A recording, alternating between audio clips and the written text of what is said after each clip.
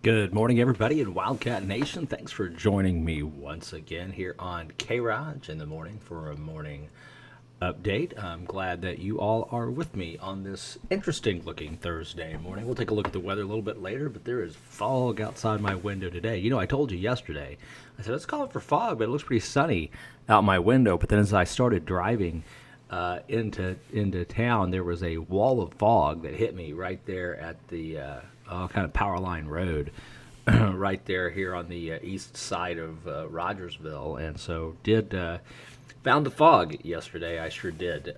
Today we're looking at John chapter 1 verses 6 through 9. And in the ESV version it says, "There was a man sent from God whose name was John.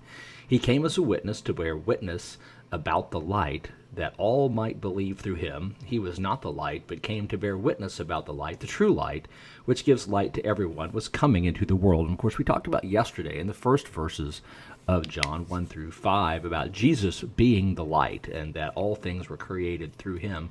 And so now we turn to a second person that we're speaking about, whose name was John. This is John the Baptist. A little bit confusing here because the book is called John. It was named after John the Apostle, who wrote the book of John, but he's writing about a different person named John the Baptist. This is the John the Baptist that we'll see more about him as we work our way through this book today. But this was an interesting dude. So his purpose was to tell people that Jesus is coming and to identify Jesus, to be the witness, to say, this is the Son of God. And you'll see later in this book that he does, in fact, that. But he's an interesting dude. He lived out in the wilderness, wore animal skins, ate locusts, ate honey. Really, really, really weird dude. And you think, why would God choose such a strange person or help encourage him to be a strange person to be his witness? And I think the point is, weird gets attention. If you're weird, people pay attention to you. I know I'm a little bit weird. People sometimes will pay attention to me.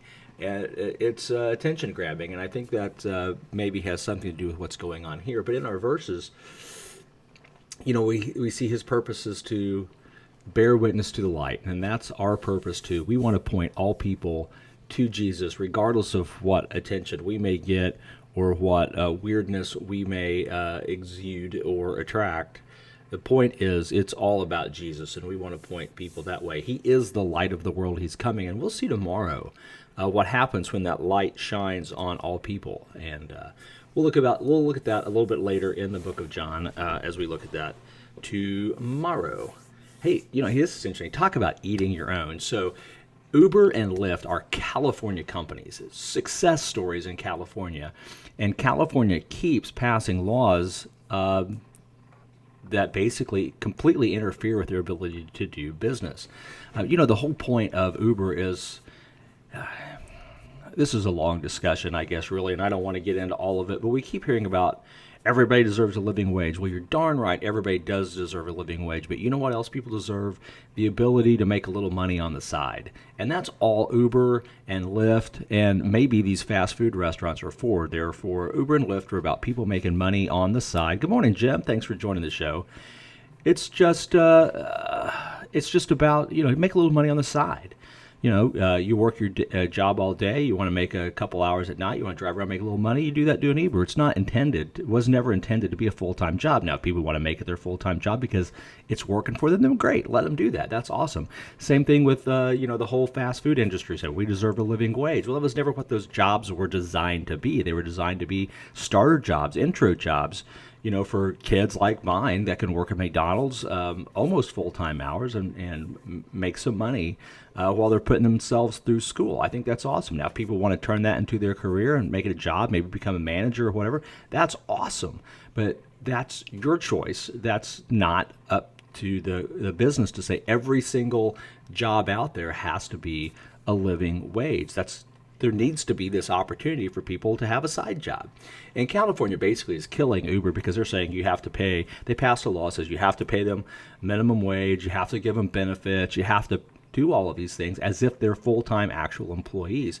That was never the business model. And so Uber and Lyft are like, we're out of here. We're just, you know, if if we continue to lose in court over our ability to do business in a different, unconventional, new, innovative way, if California is going to stifle that type of innovation, and we're out of here, we'll go find somewhere where we can do business correctly. So good on them.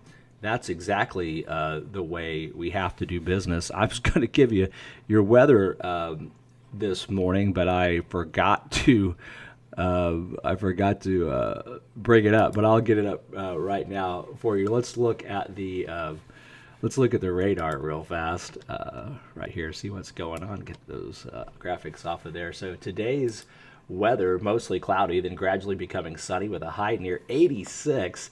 Light southwest wind tonight, a 30% chance of showers after 1 a.m., partly cloudy with a low around 69. East wind, 3 to 5 miles an hour. Tomorrow, Friday, headed into the weekend, a 20% chance of showers, cloudy through the mid-morning, then gradual clearing with a high near 88, light and variable wind. So, all in all, not bad out there. Tolerable. Typical Missouri weather. You never know what you're going to get. We'll see what happens, but hey, it's a great day to be alive. Speaking of being alive, our economy in this country is crushing it. Dow is bumping 28,000 again.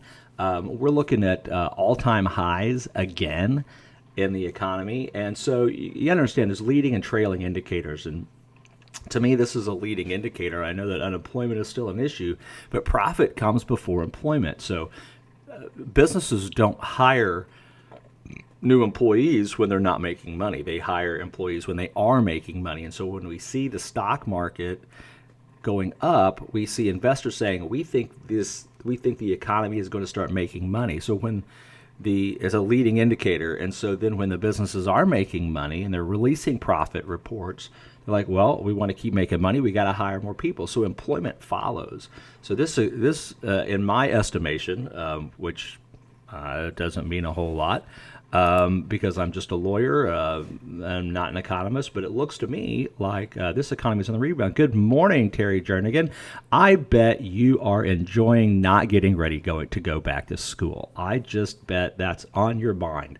But it's unfortunate that you are awake at 7:30 a.m. now that you are retired. But I know that's how that goes. But thanks for joining me on the show today. I'm glad that you're here. It's good to hear from you. But anyway, the economy is looking good. Working from home, however, is going to probably kill the real estate investment market, because we talked about that yesterday. All those tall buildings, to get to your office, you got to ride an elevator. People used to cram into those elevators. You can't do that anymore. You can't get to your office. You can't work. So what's the solution? Work from home. Work from home is like the David to commercial real estate investments Goliath. My mother-in-law's here. Good morning, Diane. And yeah, okay, Terry, I guess I'm glad I'm right. Always good to be right. Enjoying that, not going to work, of course. But working from home is going to be a big deal because a lot of companies are realizing the savings from letting employees work at home. And a lot of employers are like, this is what we want to do. We want to do that. Last thing this morning, Microsoft is releasing a brand new phone. I've got a picture of it here for you. It's a dual screen device. They're pretty excited about it. Here you go. New Microsoft dual screen phone. Yeah, it's a Nintendo DS, right? So that's really cool. They got a phone with two screens. Like, we haven't seen that for the last 20 years. Anyway, don't mean to totally make fun. I'll just stick with my iPhone. The original, the one and only Apple iPhone. I don't need Microsoft's DS. There you go. That's your update for today. I'll be back tomorrow. Take a look at John chapter 1:10 and following. That's what we'll be talking about tomorrow. Have a great day. We'll see you soon.